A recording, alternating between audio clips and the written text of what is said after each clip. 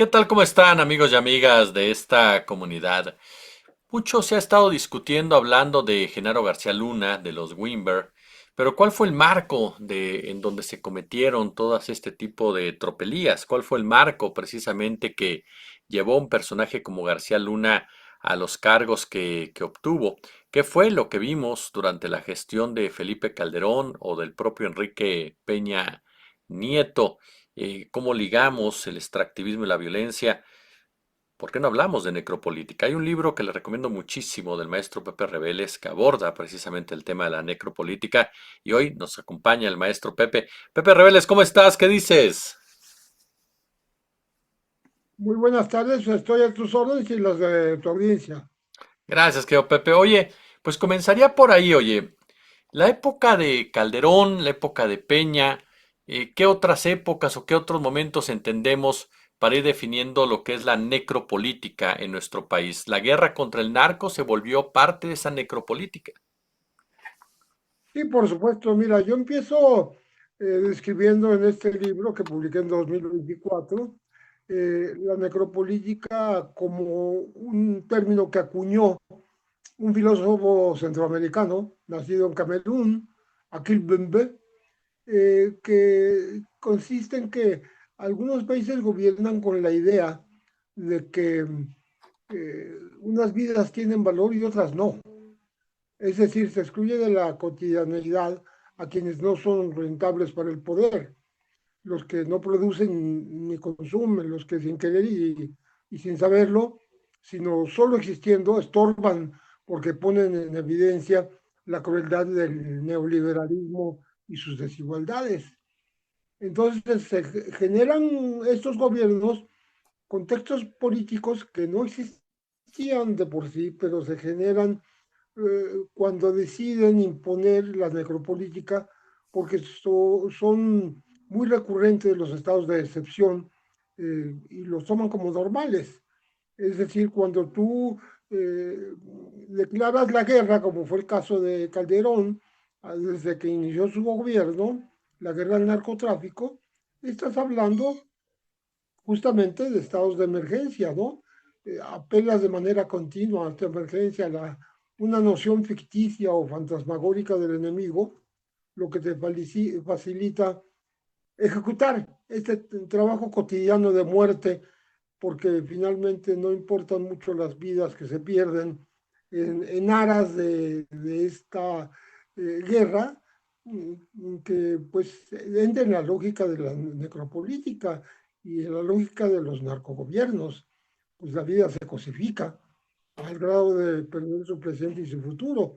Entonces, de lo que está acusado Genaro García Luna, que fue el hombre que puso en práctica todas estas ideas que eh, el sexenio de Felipe Calderón desarrolló y estas prácticas delincuenciales, fue Genaro García Luna como secretario de Seguridad Pública, porque está en Estados Unidos acusado de haber protegido y de haber apoyado al cártel de Sinaloa desde antes de ser incluso secretario de Seguridad Pública, desde que era director de la Agencia Federal de Investigaciones de la Procuraduría General de la República. O sea, no es una deducción, no es una cosa que uno se esté inventando. De eso está acusado y por eso está condenado pues a una prisión de 38 años que equivaldría casi a una cadena perpetua porque ya tendría más de 90 si es que sale cuando cumpla esa sentencia. Oye, querido, ¿en qué momento el extractivismo se vincula con la necropolítica? ¿Es parte de ello? ¿Te refieres al extractivismo de las De mineras? minerales, las mineras, efectivamente, o sea, estos desplazamientos forzados. Y lo que pasa es que esta idea neoliberal de excluir a, a las mayorías, ¿no? Genera una población, como le llaman, una generación desecho, ¿no? Que es la que queda como sobreviviente de estas políticas pues criminales finalmente, ¿no?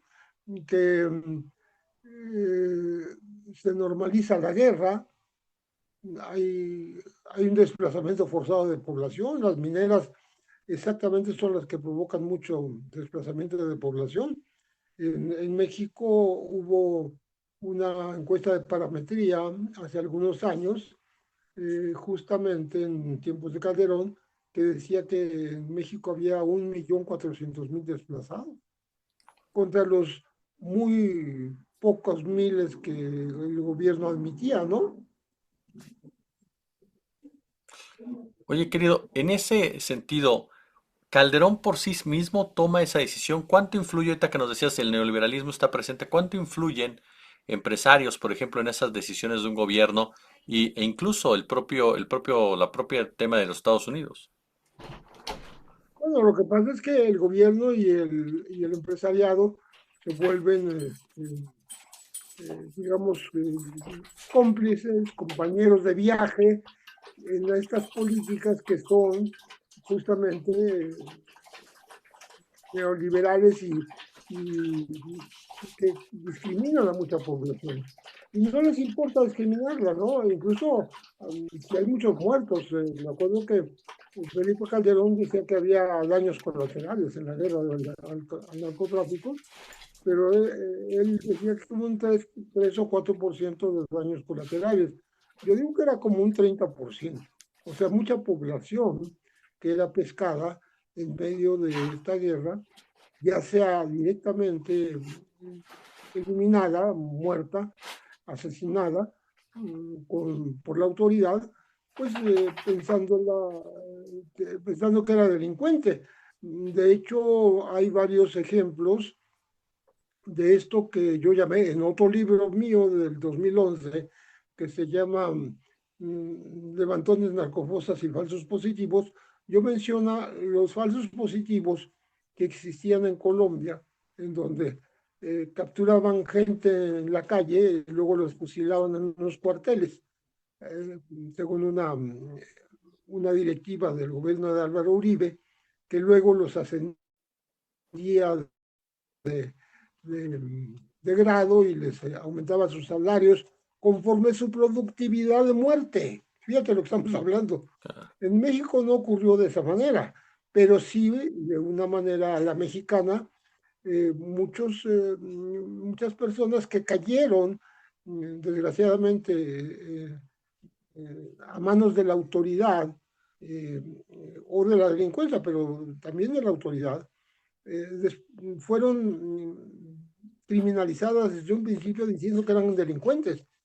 Fue lo que ocurrió en Villas de Salvarcar, en aquella fiesta donde eran puros chavos de excelencia y que fueron atacados por la delincuencia. Y Calderón, que estaba fuera de México, dijo que eran delincuentes y se lo reclamó una de las madres, ¿no? Que tenía 2 hijos muertos ahí. Luego está el tema de los del TEC de Monterrey, estos dos estudiantes también de excelencia que iban saliendo y son atacados por el ejército. El ejército lo que hace es decir que ellos atacaron primero, lo cual no es cierto, pero les sembraron armas y sembraron también las balas para decir que sí, habían sido atacados primero por los estudiantes. Y que iban a atacar unos estudiantes del TEC de Monterrey que tenían 10 de promedio, ¿no? Entonces, por eso aquí en México digo yo que se imitó a Álvaro Uribe de Colombia, generando nuestros falsos positivos a nuestra manera, ¿no? Claro, al final de cuentas, un control social total, ¿no? Sí, absolutamente, ¿no? Oye, Pepe, en el caso, por ejemplo, centrarnos en García Luna, ¿cómo explicamos la llegada de este personaje a esos niveles de poder? Porque es un personaje que tiene, tú lo sabes mucho mejor que yo, un personaje que cruza varios sexenios. Sí, además era un hombre joven cuando estuvo en estos cargos. Él trabajó originalmente en la Secretaría de Seguridad Pública con Gers Manero y lo corrieron de ahí porque lo sometieron a juicio por no comprobar datos por 40 millones de pesos en aquella época. De hecho, Gers Manero era su enemigo desde ese punto de vista. Se refugió en la Procuraduría de Rafael Maceo de la Concha. Yo conversé largamente con él en esa ocasión, más de 2 horas, en donde me contó todas sus penurias, ¿no? Y toda su persecución, pero terminó incorporándose pues a la Procuraduría y creó, o fue el primer director de la Agencia Federal de Investigaciones.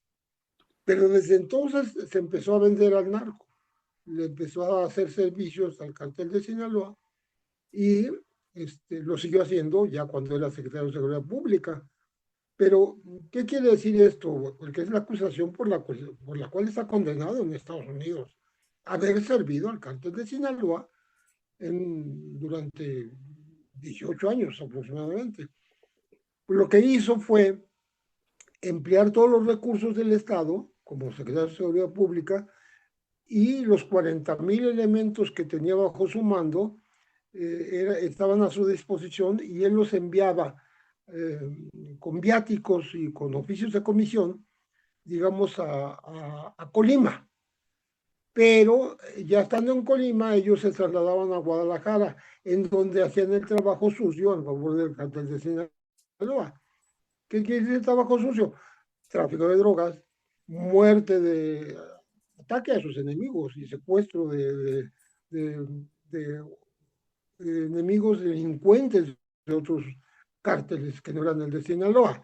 Entonces, todo esto lo cuento en el libro porque me parece que es un hombre que llegó a tanto poder que pues él mandaba muchas veces en materia de seguridad por encima del propio presidente. El presidente más bien seguía lo que le decía Genaro García Luna.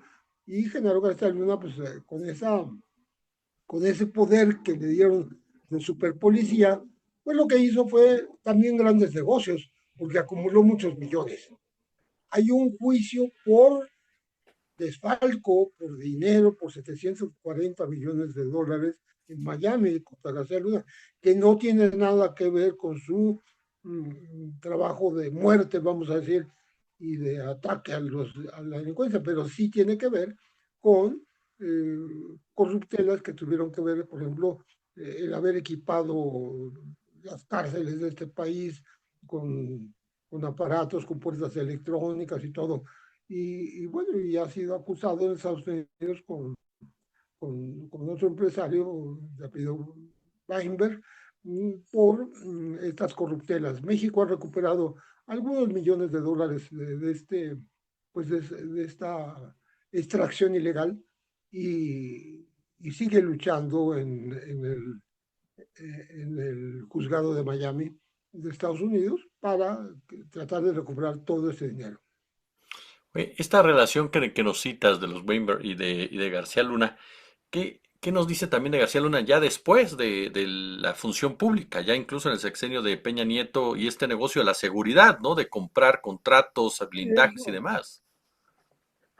Eso ya empezó a ocurrir ya hasta el gobierno de Peña Nieto, ya no siendo el secretario de Seguridad Pública, pero sí seguía siendo un negociador, una persona que conocía los entretelones del poder, la manera de tener contactos y poder este, pues tener adjudicaciones directas de este tipo de servicios. Se habló incluso de empresas de García Luna vendiendo los